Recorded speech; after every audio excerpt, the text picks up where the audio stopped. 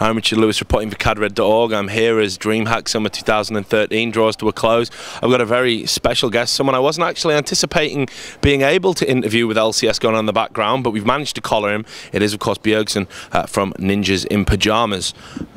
Great to finally get to interview you. I would just want to ask you, and it's been something I've been dying to ask any of the Ninjas In Pyjamas players.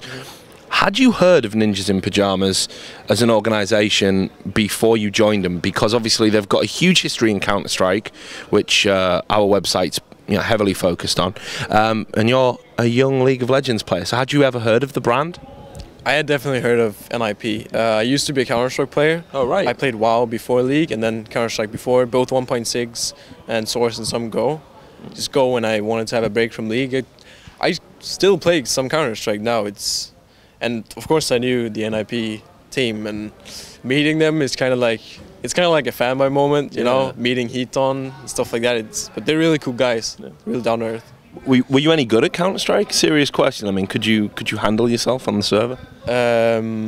I was like top level in Denmark, but I was not like internationally. I was like 13 back then, so it's not like I was active thing. I went to like the biggest LAN in Denmark. Was that Slap or yeah, was Slap. Yeah. Slap. Cool. Yeah, so I go to a lot of Danish events. I love it. It's great out there. So let's talk about the sponsorship deal and joining them. I know a lot's been said about the former Copenhagen Wolves organisation. I don't want to go over that again with you. I'm sure you're bored to death about talking about it. But was NIP an easy decision? You know, I'm a journalist. I know you had other offers on the table. Was NIP the one that jumped out at you, or was there a lot of discussion? You know, I mean, was there any worry of going to an organisation that was mainly known for Counter-Strike? We had some other offers that would give higher salary, but they were mostly in the US. And we feel like with NIP, we're Danish players, but we play in Cologne, and they live in Sweden. It's really close, and they will come down. The thing about NIP that really made us choose them was that it's like a family. We meet them often. We meet them here we go, hang out with the guys and the CS team. And if we had an organization from the US, they would just send us money, and that's it. Yeah. But here we get the connection. Yeah, we get a real connection with, the sponsors. We talk to the sponsor deal series. We go eat dinner with them. We talk to the CEO. We have Lee. It's just awesome. I want to point out as well, because a lot of our viewers and readers on the website will know Lucan, who was a Danish CS player, then he was a Danish CS coach, and now he's the manager of you guys. Can you talk a little bit about what he does for the team? I would call him the team daddy. Yeah. Lucan is really good at keeping the mood up, because we have 2-3 very emotional players, and with him always being like, hey man, let's go have some fun. He's really good at keeping the mood up. He's really good at cheering us up, motivating us.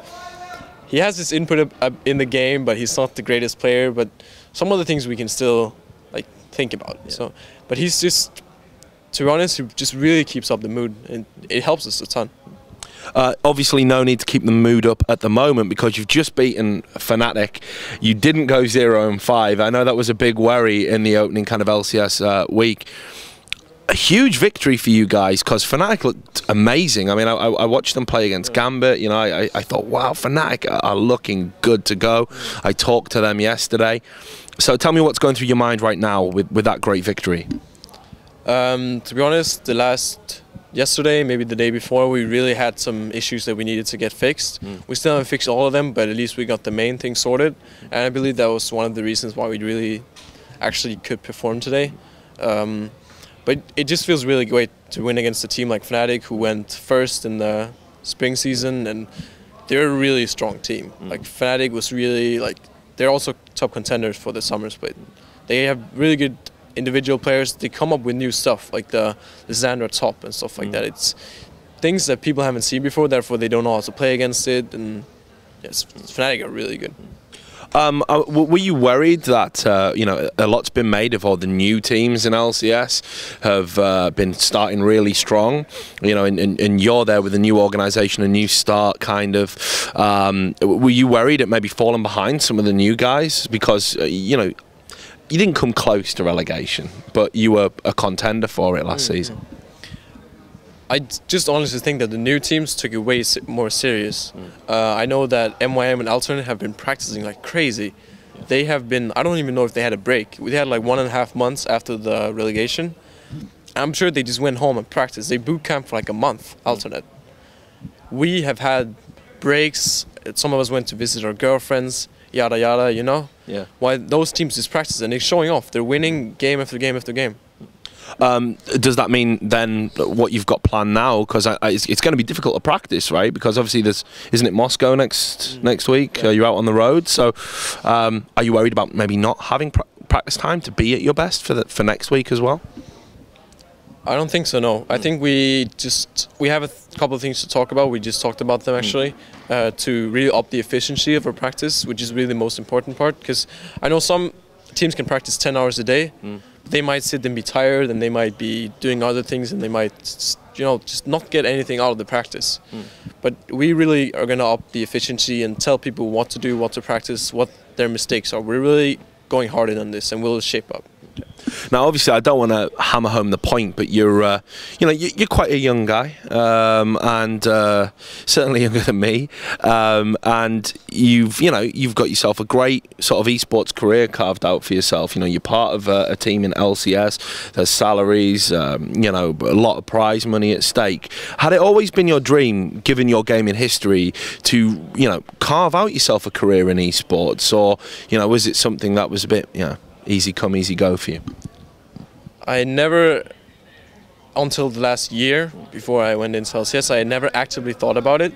In Counter-Strike, I was like, ooh, if I can make 100 euros, it's like, it makes my entire life, Yeah. But I never actively thought about it until the last year. I was like, I'm pretty good at this game. I can go for it. But I never actively thought about it, and it's awesome. It's a learning experience. I can always go back to school if it doesn't work out. There's really no downside to it. You meet a lot of great people, you get a lot of great experience, and I don't see like anything I can lose from it. I want to point out as well, I don't know if you're aware of this, but everyone thinks you're the star player on the team. Like, everyone is like, wow, Bjergsen's sick, he's the best thing about the team, and he's so good, and blah, blah, blah, he can win games single-handedly. Does that come, first of all, are you aware that that's the sort of thing people are saying about you? And secondly, does that put any pressure on your shoulders? Are you always worried that, there's this extra expectation for you to carry?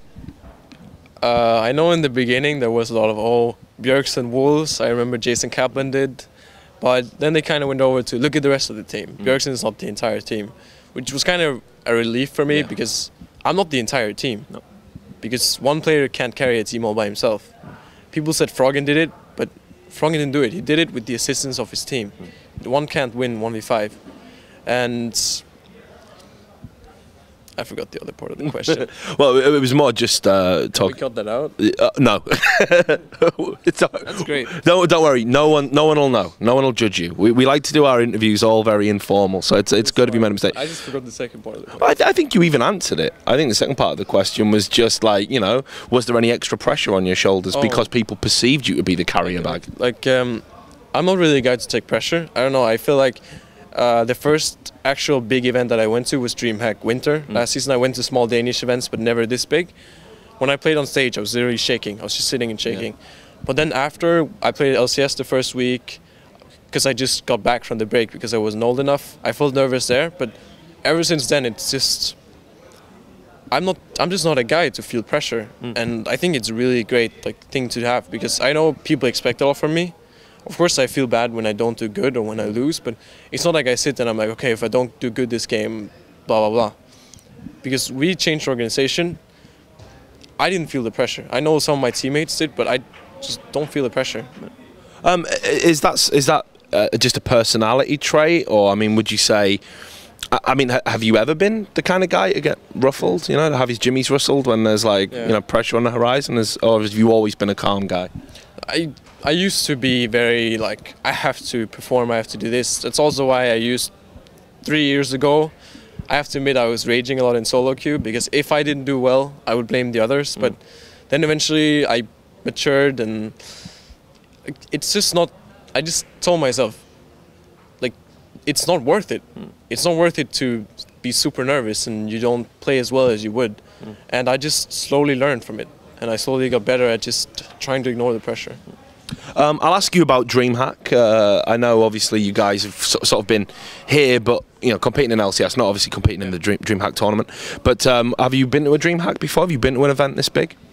I just said that we were at DreamHack 2012 winter. Right. Yeah, that was really a nice event. That was the first time we really went to like this big of an event.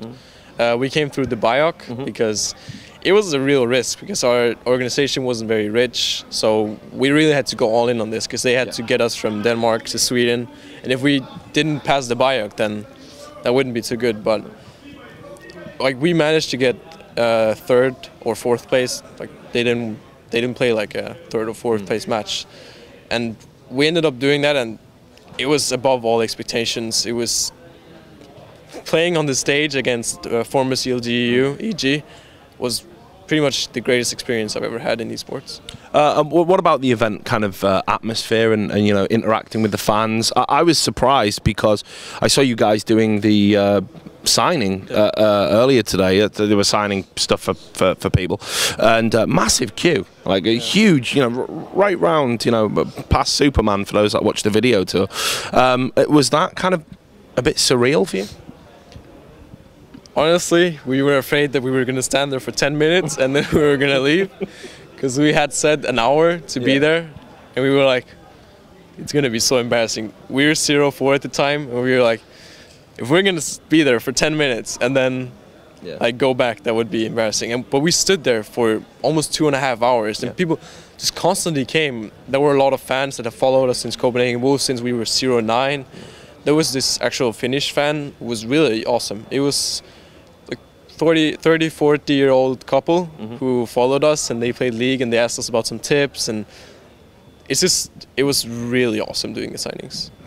I want to ask you a question about talent in LCS.